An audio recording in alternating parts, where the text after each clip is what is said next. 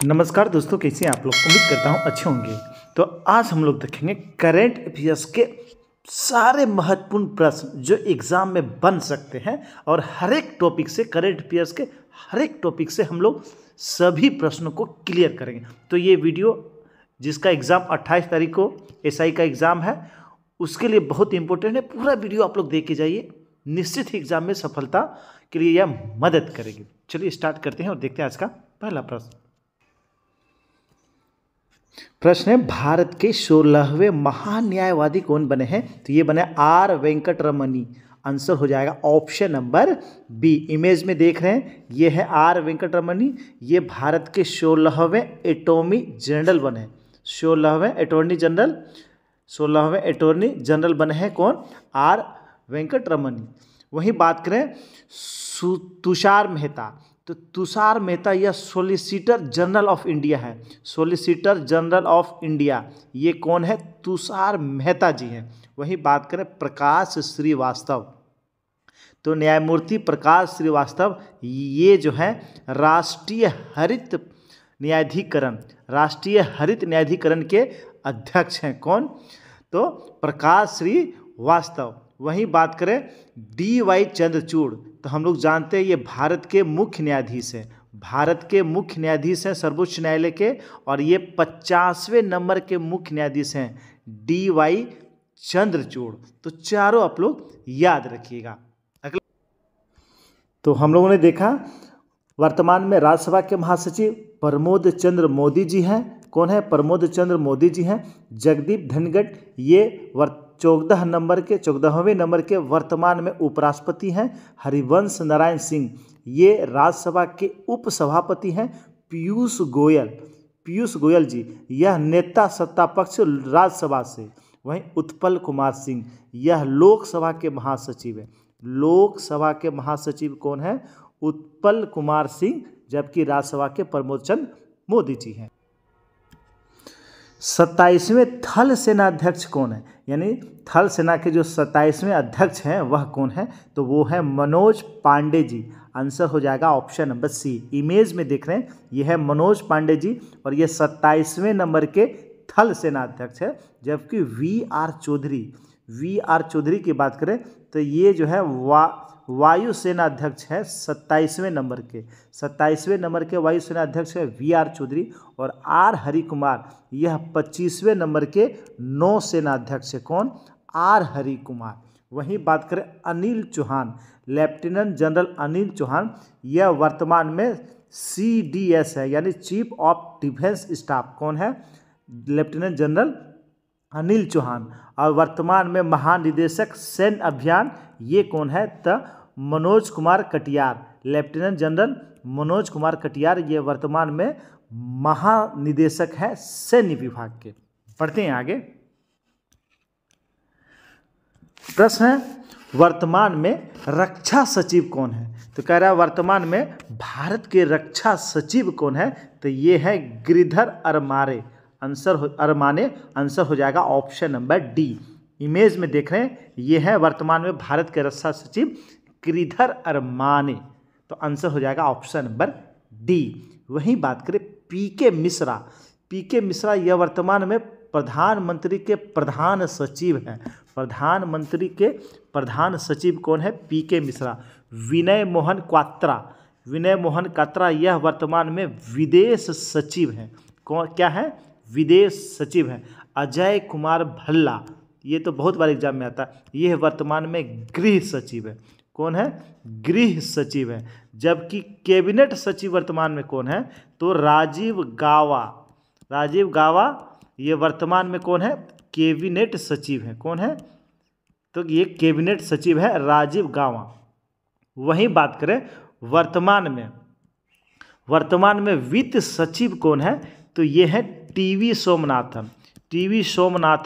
सोमनाथन वर्तमान में वित्त सचिव है। क्या है, वित्त सचिव है। जबकि राजस्व सचिव अगर पूछा जाए, राजस्व सचिव, तो यह है संजय मल्होत्रा जी। कौन है, संजय मल्होत्रा जी। तो सारे एग्जाम ऑफ व्यू से बहुत इंपॉर्टेंट है। एक और है मुख्य आर्थिक सलाहकार, ये कौन है, अनंत नागेश्वर। कौन है? अनंत नागेश्वरन, या जो वर्तमान में मुख्य आर्थिक सलाहकार है। और प्रधान वैज्ञानिक सलाहकार भारत सरकार के हैं अजय कुमार सूद। कौन है? अजय कुमार सूद है। पढ़ते हैं आगे, देखते हैं अगला प्रश्न। प्रश्न है सीबीआई के निदेशक कौन है? तो वर्तमान में सीबीआई के निदेशक कौन बने हैं? परवीन सूद बने हैं। तो आंसर हो जाएगा ऑप्शन नंबर ए जो है इसका राइट आंसर हो जाएगा। इमेज में देख रहे हैं, ये है परवीन सूद। कौन है? परवीन सूद जी हैं, जो कर्नाटक बैच के आईएएस अफसर हैं, और इन्हें सीबीआई का जो है क्या बनाया गया है? निदेशक बनाया गया। वहीं प्रवीण कुमार श्रीवास्तव या केंद्रीय सतर्कता आयुक्त हैं, सीवीसी केंद्रीय सतर्कता आयुक्त, ये कौन है? प्रवीण कुमार श्रीवास्तव जी। तपन कुमार डेका यह आईबी के निदेशक है। आईबी के निदेशक है, किसके? आईबी यानी इंटेलिजेंस ब्यूरो के निदेशक कौन है? तपन कुमार डेका जी। वहीं रवि सिन्हा जी या रॉ के प्रमुख हैं, RAW रॉ यानी रिसर्च एंड एनालिसिस विंग जो है, इनके जो प्रमुख कौन है? रवि सिन्हा जी। कौन है? रवि सिन्हा जी हैं। अब वहीं मुख्य सूचना आयुक्त वर्तमान में कौन है? CIC मुख्य सूचना आयुक्त वर्तमान में कौन है? यशवर्धन कुमार सिन्हा। कौन है? यशवर्धन कुमार सिन्हा वर्तमान में मुख्य सूचना आयुक्त है। चलिए अगला प्रश्न देखते हैं। प्रश्न है बीएसएफ के निदेशक कौन है? तो वर्तमान में बीएसएफ के निदेशक कौन है? तो नितिन अग्रवाल जी हैं। आंसर हो जाएगा ऑप्शन नंबर बी, ये है नितिन अग्रवाल जी। कौन है? नितिन अग्रवाल जी वर्तमान में बीएसएफ के निदेशक हैं। जबकि SL थाउसेन ये वर्तमान में सीआरपीएफ के निदेशक हैं। किसके हैं? सीआरपीएफ के निदेशक हैं SL थाउसेन। शीलवर्धन सिंह ये वर्तमान में सीआईएसएफ के निदेशक हैं। सीआईएसएफ के निदेशक हैं। जबकि बात करें राकेश पॉल, तो ये महानिदेशक है भारतीय तटरक्षक बल ICG। भारतीय तटरक्षक बल के महानिदेशक कौन है? तो ये है राकेश पॉल। जबकि आरपीएफ के महानिदेशक हैं वर्तमान में मनोज यादव जी। कौन है? मनोज यादव जी हैं। और असम राइफल के वर्तमान में जो महानिदेशक हैं वह है प्रदीप चंद्रन नायर वर्तमान में असम राइफल के निदेशक हैं। पढ़ते हैं आगे। अच्छा, इसमें एसएसबी के जो अभी महानिदेशक है वह है रश्मि शुक्ला। कौन है? रश्मि शुक्ला जी हैं। ये भी वेरी वेरी इंपॉर्टेंट है। रश्मि शुक्ला वर्तमान में एसएसबी के निदेशक हैं। पढ़ते हैं आगे। प्रश्न है संघ लोक सेवा आयोग के अध्यक्ष कौन है? तो संघ लोक सेवा आयोग इसके जो अध्यक्ष हैं वह कौन है? तो इसका राइट आंसर हो जाएगा doctor Manoj Soni. Option number D जो है इसका राइट आंसर हो जाएगा। डॉक्टर मनोज सोनी यह वर्तमान में क्या है? तो वर्तमान में संघ लोक सेवा आयोग के अध्यक्ष हैं। ये इमेज में देख रहे हैं डॉक्टर मनोज सोनी जी, ये वर्तमान में संघ लोक सेवा के अध्यक्ष हैं, संघ लोक सेवा आयोग के। सुमन कुमार बेरी ये वर्तमान में नीति आयोग किसके? नीति आयोग के उपाध्यक्ष हैं। नीति आयोग के उपाध्यक्ष है सुमन कुमार बेरी। जबकि वी आर सुब्रमण्यम ये नीति आयोग के CEO हैं। CEO कौन है? V R Subramanyam. वहीं बात करें ऋतु राज अवस्थी, तो ये विधि आयोग के किसके? विधि आयोग के अध्यक्ष हैं। विधि आयोग के अध्यक्ष कौन है? तो ऋतु राज अवस्थी जी हैं। राष्ट्रीय महिला आयोग के अध्यक्ष रेखा शर्मा जी हैं। राष्ट्रीय पिछड़ा वर्ग आयोग के अध्यक्ष हंसराज गंगाराम अहिर जी हैं। और कर्मचारी चयन आयोग यानी SSC के अध्यक्ष हैं S किशोर। कौन है? S किशोर जी हैं। और वह 7वें वेतन आयोग के अध्यक्ष हैं अशोक कुमार माथुर जी। 7वें वेतन आयोग के अध्यक्ष हैं। वहीं बात करें अभी वर्तमान में भारतीय प्रतिस्पर्धा आयोग इसके अध्यक्ष बने हैं। कौन बने हैं? तो भारतीय प्रतिस्पर्धा आयोग इसके अध्यक्ष बने हैं रवनीत कौर। कौन बने हैं? रवनीत कौर बने हैं। प्रश्न है भारतीय प्रतिभूति एवं विनियमन बोर्ड यानी सेबी के अध्यक्ष कौन है? तो वर्तमान में इसके अध्यक्ष है माधवपुरी बुच। आंसर हो जाएगा ऑप्शन नंबर सी। इमेज में देख रहे हैं ये है माधवपुरी बुच और वर्तमान में सेबी के अध्यक्ष हैं। जया वर्मा सिन्हा वर्तमान में रेलवे बोर्ड के अध्यक्ष और सीईओ है जया वर्मा सिन्हा जी। वर्तिका शुक्ला जी ये वर्तमान में EIL यानी इंजीनियर्स इंडिया लिमिटेड के निदेशक हैं। इंजीनियर्स इंडिया लिमिटेड के निदेशक हैं वर्तिका शुक्ला जी। अच्छा, वर्तमान में CBDT केंद्रीय प्रत्यक्ष कर बोर्ड इसके अध्यक्ष कौन है? तो नितिन गुप्ता जी। ये नए नियुक्त हुए हैं नितिन गुप्ता जी, तो इसे भी ध्यान में रखना, नितिन गुप्ता जी। वर्तमान में UIDAI के CEO चेंज हुए हैं, वह बने हैं अमित अग्रवाल जी। कौन बने हैं? अमित अग्रवाल जी बने हैं। वर्तमान में लोक लेखा समिति के अध्यक्ष कौन है? तो अधीर रंजन चौधरी लोक लेखा समिति के अध्यक्ष हैं। जबकि प्राक्कलन समिति सबसे बड़ी संसदीय समिति होती है, इसके अध्यक्ष हैं गिरीश बाप्ता। कौन है? गिरीश बाप्ता जी हैं। और भारतीय राष्ट्रीय राजमार्ग प्राधिकरण इसके जो अध्यक्ष बने हैं संतोष कुमार यादव जी बने हैं। संतोष कुमार यादव जी भारतीय राष्ट्रीय राजमार्ग प्राधिकरण के अध्यक्ष नियुक्त हुए। पढ़ते हैं आगे। प्रश्न है भारतीय स्टेट बैंक के अध्यक्ष कौन है? तो भारतीय स्टेट बैंक के अध्यक्ष कौन है? इसमें ऑप्शन इसका चेंज हो गया है। तो वर्तमान में SBI के अध्यक्ष जो हैं वह है दिनेश कुमार खारा जी। ये जो इमेज में देख रहे हैं यही है वर्तमान में भारतीय स्टेट बैंक के अध्यक्ष दिनेश कुमार खारा जी जो हैं, यह वर्तमान में भारतीय स्टेट बैंक के अध्यक्ष हैं। वहीं बात करें इंडिया बैंक के bank of India BOI bank of India, इसके जो MD और CEO वर्तमान में MD और CEO कौन है? तो रजनीश कर्नाटक।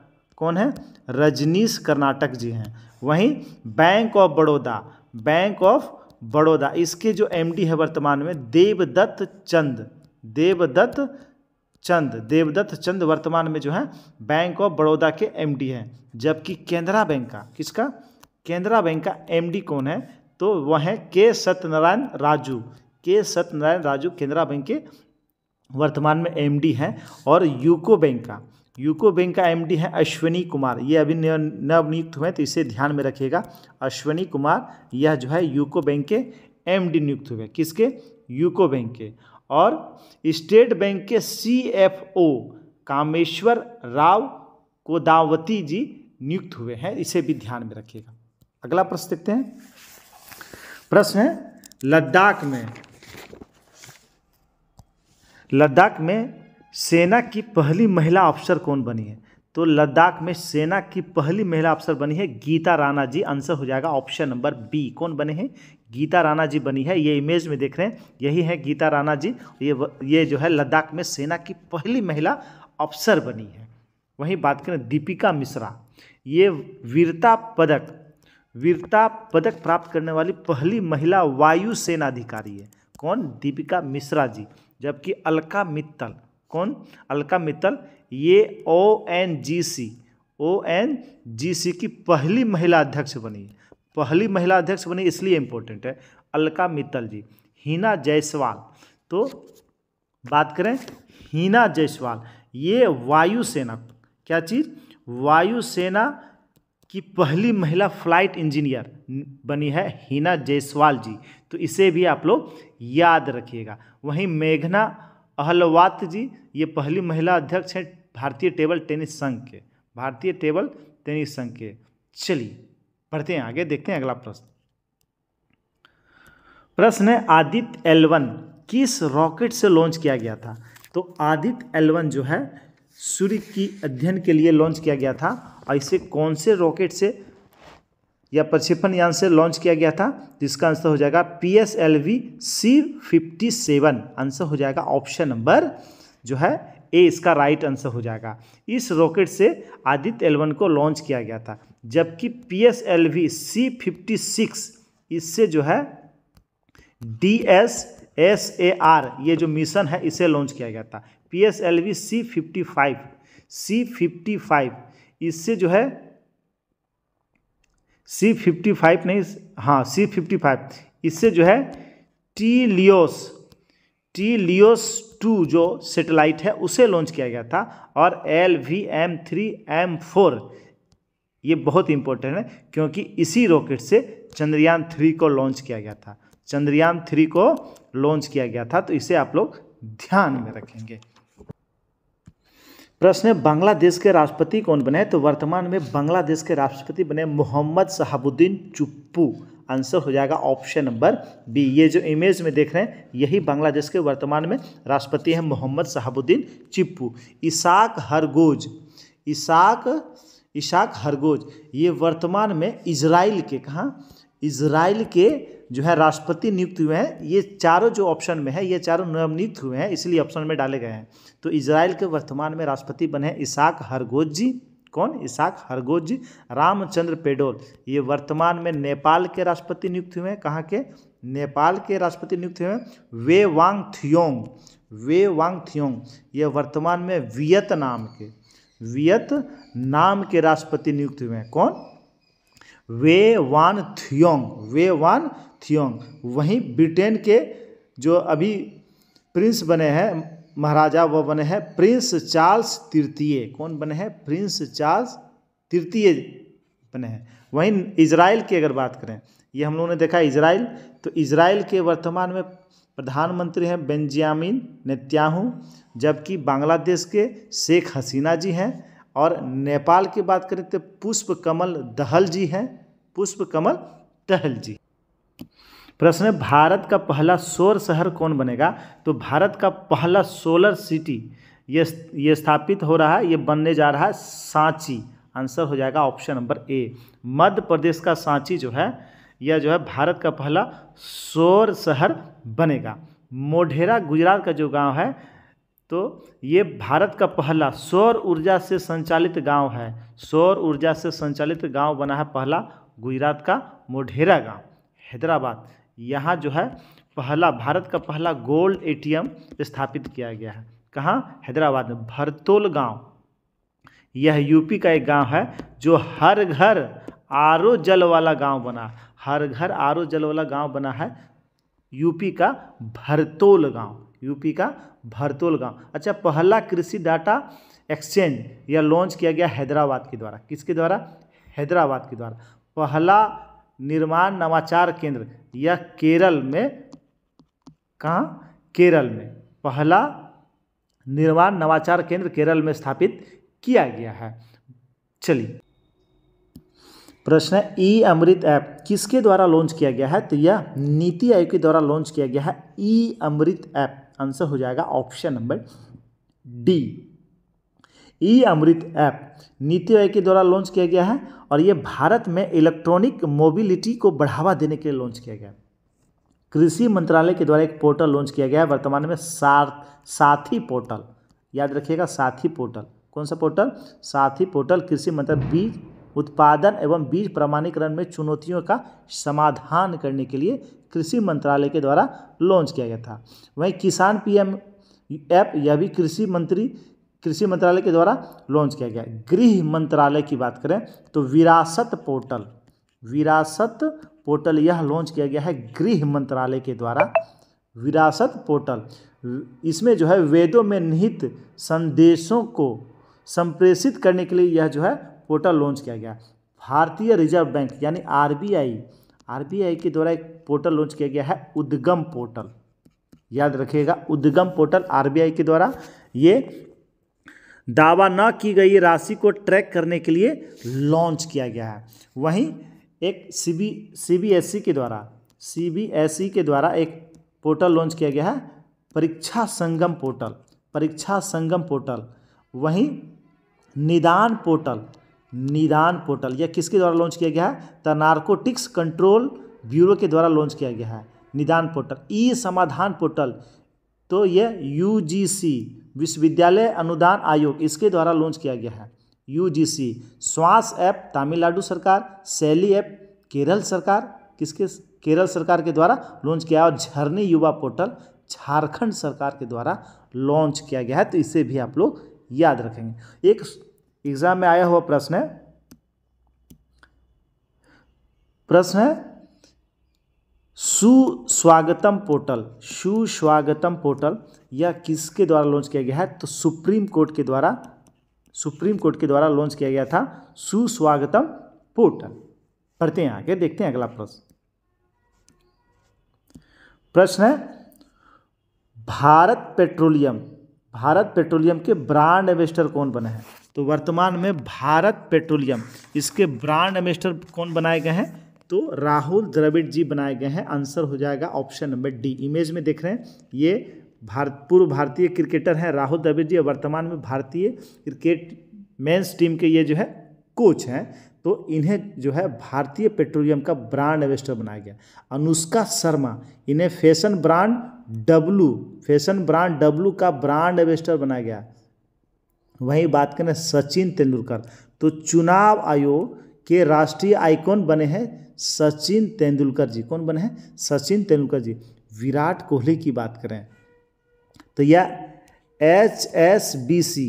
HSBC के जो है ब्रांड एम्बेसडर बने हैं विराट कोहली जी। वहीं नीरज चोपड़ा जी या स्विट्जरलैंड के फ्रेंडशिप एम्बेसडर बने हैं नीरज चोपड़ा जी। विराट कोहली जी डिजिटल इंश्योरेंस के भी ब्रांड एम्बेसडर हैं विराट कोहली जी। सोनू सूद देश के मेंटोर कार्यक्रम के ब्रांड एम्बेसडर बने हैं सोनू सूद जी। वहीं RBI के द्वारा बैंकिंग धोखाधड़ी जागरूकता अभियान है, उससे भी जुड़े हैं नीरज चोपड़ा जी। चलिए अगला प्रश्न देखते हैं। प्रश्न है नोमाडिक एलिफेंट 2023 जो युद्ध अभ्यास है वह किनके बीच संपन्न हुआ? तो नोमाडिक एलिफेंट 2023 युद्ध अभ्यास यह भारत और मंगोलिया के बीच जो है संपन्न हुआ। तो आंसर हो जाएगा ऑप्शन नंबर सी। यह जो है भारत और मंगोलिया के बीच एक युद्धाभ्यास है, थल सेना युद्धाभ्यास है, जो मंगोलिया के उलान बटोर में संपन्न हुआ था। वहीं बात करें भारत और अमेरिका, तो कोप इंडिया 2023 किसके बीच? भारत और अमेरिका के बीच संपन्न हुआ। वहीं बात करें भारत और फ्रांस, तो वरुण युद्धाभ्यास अरब सागर में भारत और फ्रांस के बीच संपन्न हुआ वरुण युद्धाभ्यास। वहीं कुछ महत्वपूर्ण युद्धाभ्यास को हम लोग एक बार रिवाइज कर लेते हैं। मालाबार युद्धाभ्यास क्वाड देशों के बीच आयोजित होता है, ऑस्ट्रेलिया के पूर्वी तट पर आयोजन किया गया था। वहीं जिमेक्स जो युद्धाभ्यास है भारत और इंडिया और जापान के बीच आयोजित किया गया विशाखापट्टनम में। कहाँ? विशाखापट्टनम में। एक्वेरिन जो युद्धाभ्यास है यह भारत और मालदीव के बीच आयोजित किया जाता है। एक्वेरिन और एक्था अभ्यास यह जो है भारत और मालदीव के बीच आयोजित होता है। वहीं बात करें समुद्र शक्ति ये जो युद्धाभ्यास है भारत और इंडोनेशिया के बीच आयोजित किया था और यह हाल ही में इंडोनेशिया के बाटम में संपन्न हुआ। अजय वॉरियर्स जो युद्धाभ्यास है यह भारत और यूनाइटेड किंगडम के बीच इसका आयोजन किया जाता है। वहीं स्लिनेक्स भारत और श्रीलंका, कोंकण भारत और यूके, कोबरा वॉरियर्स बहुपक्षीय युद्धाभ्यास है। चलिए धर्म गार्जियन यह भारत और जापान के बीच एक युद्धाभ्यास है। धर्म गार्जियन अजय वॉरियर्स भारत और सिंगापुर, धर्म गार्जियन और वीर गार्जियंस दोनों याद रखना है।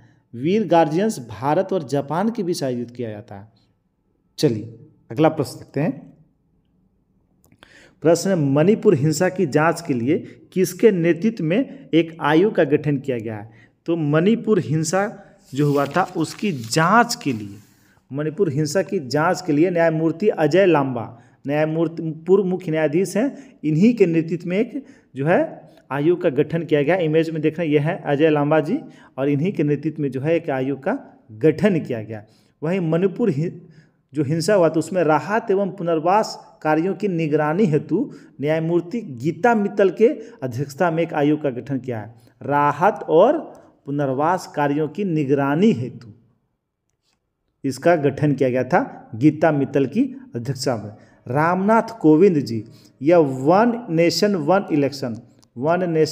इलेक्शन इस कमेटी के अध्यक्ष, इनके देखरेख में एक कमेटी का गठन किया गया है। वहीं जस्टिस इंदु मल्होत्रा और सुधीर कुमार सक्सेना, इंदु मल्होत्रा और सुधीर कुमार सक्सेना, तो पंजाब में जो प्रधानमंत्री पीएम की यात्रा के दौरान सुरक्षा में चूक हुआ था उसकी जांच के लिए इन दोनों की अध्यक्षता में एक आयोग का जांच समिति का गठन किया गया था। तो इसे भी आप लोग ध्यान में रखेंगे। बढ़ते हैं आगे। प्रश्न है, विश्व बैंक के अध्यक्ष कौन बने हैं? इंपॉर्टेंट है क्योंकि वर्तमान में ये नियुक्त हुए हैं अजय बंगा जी। भारतीय मूल के अजय बंगा जी वर्तमान में विश्व बैंक के अध्यक्ष हैं। किसके अध्यक्ष हैं?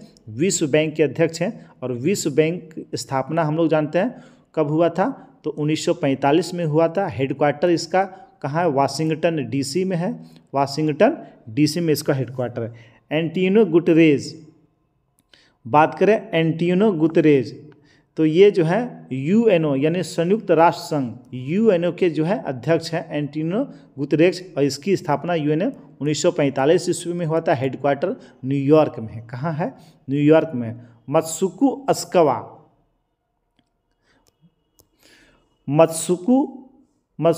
अस्कवा ये क्या है?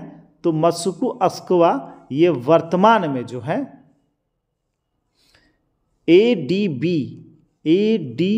एडीबी यानी एशियाई डेवलपमेंट बैंक, इसके जो अध्यक्ष हैं यही हैं मत्सुको अस्कवा। कौन है? मत्सुको अस्कवा। नगोजी अंकोजो इवेला, तो वेरी वेरी इंपॉर्टेंट है क्योंकि यह डब्ल्यूटीओ इसके जो है अध्यक्ष हैं। कौन? नगोजी ओकोंजो इवेला, ये वर्तमान में डब्ल्यूटीओ के अध्यक्ष हैं। तो ये सारे इंपॉर्टेंट हैं, नवनियुक्त हुए, तो इसे आप लोग ध्यान में रखेंगे। बढ़ते हैं आगे। प्रश्न है, सतत विकास रिपोर्ट में 2023 में भारत का स्थान क्या है? तो सतत विकास रिपोर्ट 2023 इसमें जो भारत का स्थान है वह 112वां स्थान है। आंसर हो जाएगा ऑप्शन नंबर डी। भारत 112वें स्थान पे है सतत विकास रिपोर्ट में। और फर्स्ट पोजीशन पे है फिनलैंड। कौन है? फिनलैंड जो है फर्स्ट पोजीशन पे है। वहीं बात करें विश्व शांति सूचकांक और खुशहाली ये दोनों में भारत जो है खुशहाली ये दोनों में भारत 126वें स्थान पे है। कौन से स्थान पे है? 126वें स्थान पे है। वहीं 127वें की बात करें तो ग्लोबल जेंडर गैप इंडेक्स में भारत 127वें स्थान पे है। कौन से स्थान पे है? 127वें स्थान पे, 127। वहीं प्रेस फ्रीडम यानी विश्व प्रेस स्वतंत्रता सूचकांक में भारत 161वां स्थान पे है। इससे पहले 22 में वह 150वें स्थान पे थे और वर्तमान में भारत जो है प्रेस स्वतंत्रता सूचकांक में 161वें स्थान पे है। वहीं हेनले पासपोर्ट रिपोर्ट इसमें भारत जो है कौन से पोजीशन पे? 80वें पोजीशन पे है। और फर्स्ट नंबर पे सिंगापुर हो गए। इससे पहले जापान थे और वर्तमान में सिंगापुर हो गए। चलिए बढ़ते हैं आगे और देखते हैं आज का अंतिम प्रश्न है 23वां आईफा अवार्ड 2023 में किस फिल्म को सर्वश्रेष्ठ फिल्म का पुरस्कार मिला है? तो दृश्यम 2 को आईफा अवार्ड 2023 में सर्वश्रेष्ठ फिल्म का पुरस्कार मिला है। कौन से फिल्म को? दृश्यम 2 को मिला है। तो आंसर इसका हो जाएगा ऑप्शन नंबर ए इसका राइट आंसर होगा। आईफा अवार्ड में सर्वश्रेष्ठ अभिनेता का पुरस्कार मिला है ऋतिक रोशन जी को। किसे मिला है? तो ऋतिक रोशन जी को सर्वश्रेष्ठ अभिनेता का पुरस्कार मिला है। और सर्वश्रेष्ठ अभिनेत्री की अगर बात करें तो आलिया भट्ट को मिला है। वहीं आर माधवन को सर्वश्रेष्ठ निर्देशक का पुरस्कार मिला। सर्वश्रेष्ठ निर्देशक का पुरस्कार मिला है आर माधवन को। अच्छा देख लेते हैं जो 69th राष्ट्रीय फिल्म पुरस्कार 2023 सर्वश्रेष्ठ फीचर फिल्म का पुरस्कार जीता है रॉकेटरी। कौन सी फिल्म? रॉकेटरी। हिंदी फिल्म अगर पूछा जाए तो हो जाएगा सरदार उधम सिंह। और वहीं सर्वश्रेष्ठ अभिनेता एक्टर की अगर बात करें तो अल्लू अर्जुन पुष्पा फिल्म के लिए। अभिनेत्री की बात करें, एक्ट्रेस की बात करें तो आलिया भट्ट और कृति सेनन को, ये दोनों को ज्वाइंट मिला है। आलिया भट्ट को गंगूबाई के लिए, कृति सेनन को मिमी के लिए मिला है। वहीं बात करें, ये था 69वें राष्ट्रीय फिल्म पुरस्कार। वहीं 68वें फिल्म फेयर पुरस्कार, ये भी इम्पोर्टेंट है, फिल्म फेयर पुरस्कार। इसमें सर्वश्रेष्ठ फिल्म का पुरस्कार मिला है गंगूबाई कठियावाड़ी को, गंगूबाई कठियावाड़ी को। सर्वश्रेष्ठ एक्टर का पुरस्कार मिला है राजकुमार राव को, फिल्म बधाई हो के लिए, बधाई 2 के लिए राजकुमार राव को मिला है सर्वश्रेष्ठ अभिनेता का पुरस्कार। और सर्वश्रेष्ठ अभिनेत्री का पुरस्कार, एक्ट्रेस का पुरस्कार, ये मिला है आलिया भट्ट को। किसे मिला है? आलिया भट्ट को, गंगूबाई कठियावाड़ी के लिए। तो इसे भी आप लोग याद रखें। अच्छा, ऑस्कर पुरस्कार भी हुआ है 2023 का ऑस्कर पुरस्कार। सर्वश्रेष्ठ फिल्म का पुरस्कार ऑस्कर में जीता है एवरीथिंग एवरीवेयर